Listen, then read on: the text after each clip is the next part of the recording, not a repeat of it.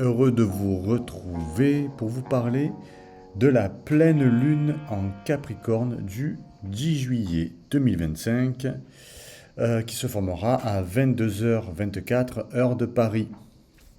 La voici la pleine lune ici dans le signe du Capricorne, donc ce sera à 18 degrés opposé au soleil qui lui est en Cancer également à 18 degrés.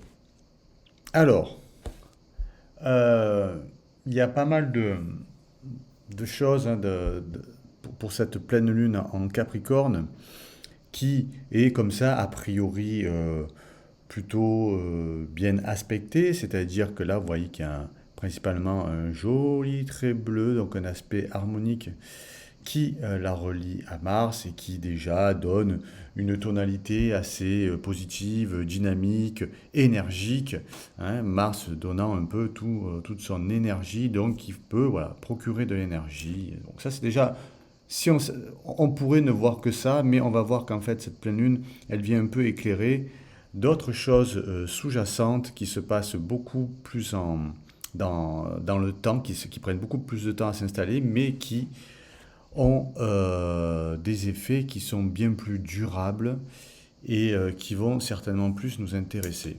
Alors, si la pleine lune se passe en Capricorne, vous savez que déjà le Capricorne, c'est un signe qui est tourné vers ce qui nous est imposé, vers la hiérarchie, vers l'éducation reçue.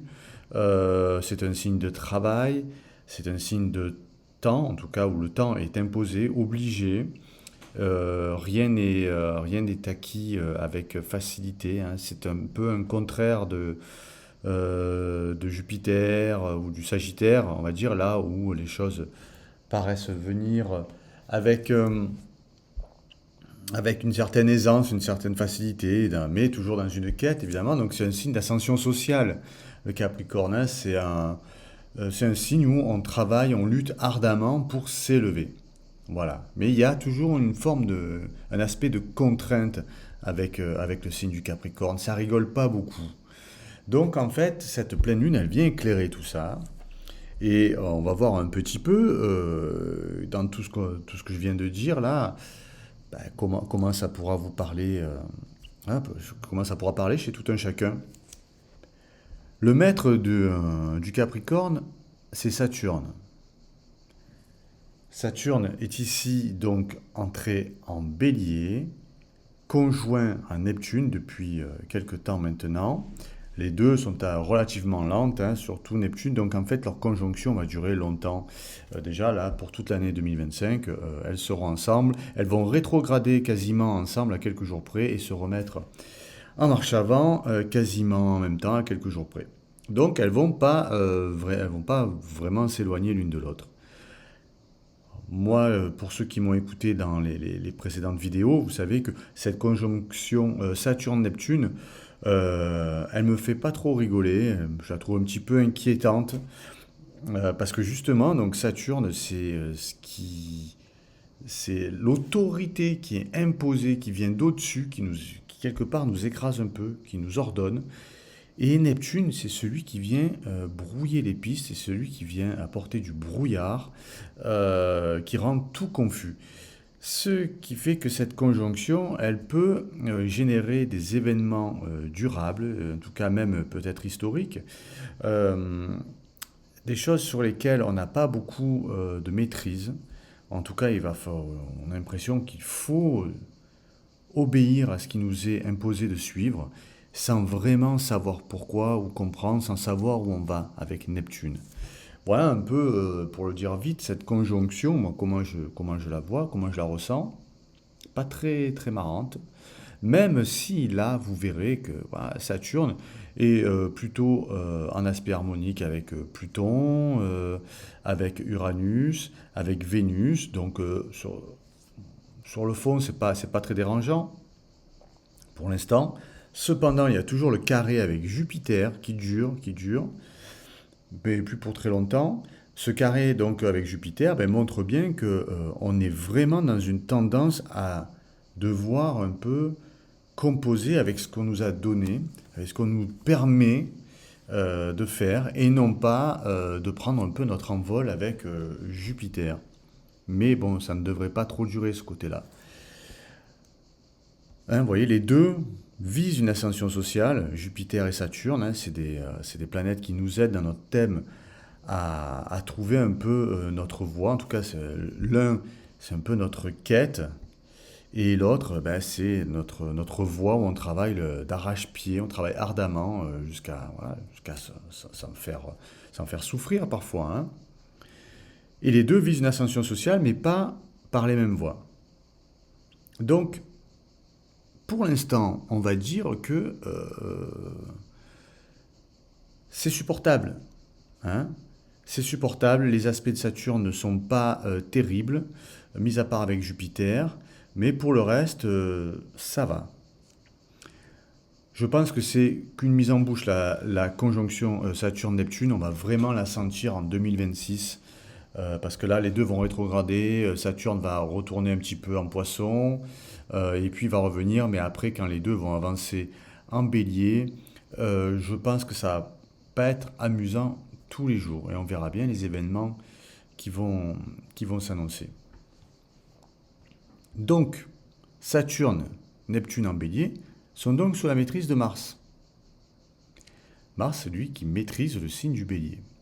Mars, le guerrier, le gladiateur, celui qui avance, celui qui s'impose, celui qui se bat, celui qui nous permet en fait de nous défendre, d'avancer coûte que coûte. On a vu au tout début qu'il est plutôt bien aspecté avec le Soleil et la Lune, hein, un trigone, un sextile, c'est des aspects facilitateurs. Il maîtrise Saturne et Neptune, donc on va dire que pour l'instant la situation est entre guillemets contrôlée, contrôlable. En revanche, on note un aspect dissonant, vous voyez ce trait rouge qui relie Mars et Vénus.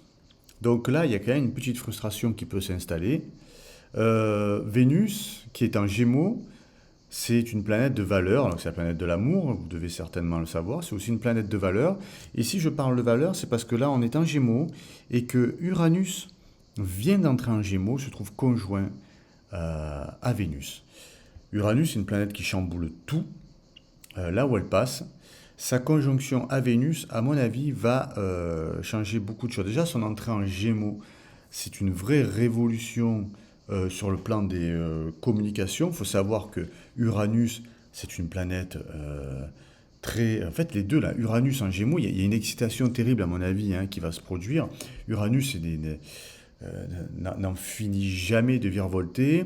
Le Gémeaux, ben, c'est le signe de Mercure, c'est un signe aussi, tout est très rapide. Donc les deux, là, la fusion Uranus-Gémeaux, il y a quelque chose de très rapide, de très renversant, de très bouleversant, hein.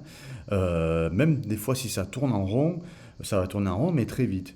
Alors, Uranus entre en Gémeaux, il y a déjà cette énergie qui se crée, et en plus, en conjonction à Vénus, j'ai l'impression qu'il y a un renversement des valeurs. Renversement des valeurs. Alors, Uranus ne va pas rester très longtemps en Gémeaux, il va rétrograder encore en Taureau, et je pense pareil, comme pour Saturne et la conjonction Saturne-Neptune, l'entrée d'Uranus en Gémeaux va surtout se faire sentir l'année prochaine, en 2026.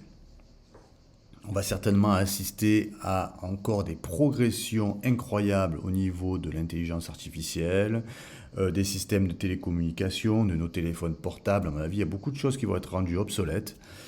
Et vous voyez quand même, il y a un petit peu un changement de paradigme là, parce qu'on a un couple ici qui entre en Bélier, Uranus qui rentre en Gémeaux. Tout ça, c'est des planètes assez lentes, très lentes même pour certaines, et donc c'est un peu comme si on changeait de pièce, quoi, et qu'on aille évoluer dans quelque chose de complètement nouveau. Hein, voilà, Uranus est en recherche de nouveautés, c'est systématique. Alors toujours pareil, Uranus est plutôt en aspect harmonique avec Saturne, Neptune et Pluton, donc le fond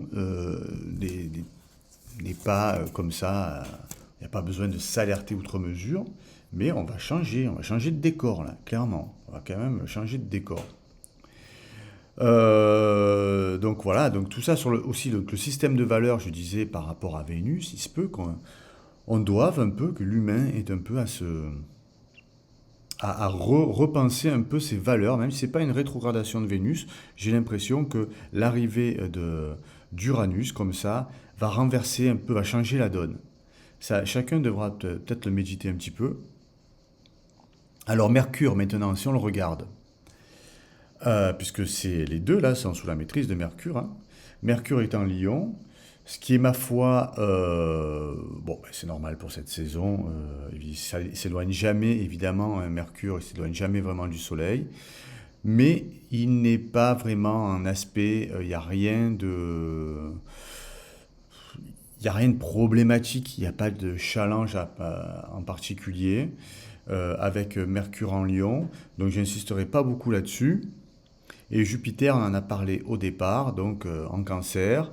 Évidemment, j'en avais parlé il y a quelques vidéos de ça pour dire qu'il y avait une expansion au niveau de tout ce qui était Cancer, donc famille, nation, origine, le passé, la famille, la mère. Hein, besoin de n'hésiter. Toujours cette question de se réunir, même si les joies sont quand même retenues par Saturne. Voilà. Ça, c'est pour moi le principal qu'il y a à retenir de cette pleine lune en Capricorne. Retenez bien le rapport à l'autorité, à ce qui nous est imposé, et retenez bien surtout qu'on est en train, doucement là, mais sûrement, de changer notre lunette là-dessus, et qu'il va falloir s'habituer à quelque chose de nouveau, de pas forcément très marrant. C'est juste avec cette pleine lune une première, on va dire, première alerte. Voilà. Attention les gars, vous changez de décor. Qui plus est, avec Uranus qui entre en Gémeaux. Donc il entre en Gémeaux en plus, je crois, 2 jours avant la pleine lune. Voilà ce que j'avais à dire sur cette pleine lune en Capricorne. Alors évidemment, tous ceux qui ont des planètes autour du 18e degré, du Capricorne, de la Balance, du Bélier, du Cancer, ben, vous allez la vivre intensément, cette pleine lune. Donc ben, contactez-moi si vous avez des planètes autour de 18 degrés des, euh, des signes que je viens de citer. Et puis on pourra en parler gentiment dans les commentaires. Je vous souhaite une excellente pleine lune en Capricorne et je vous dis à très bientôt.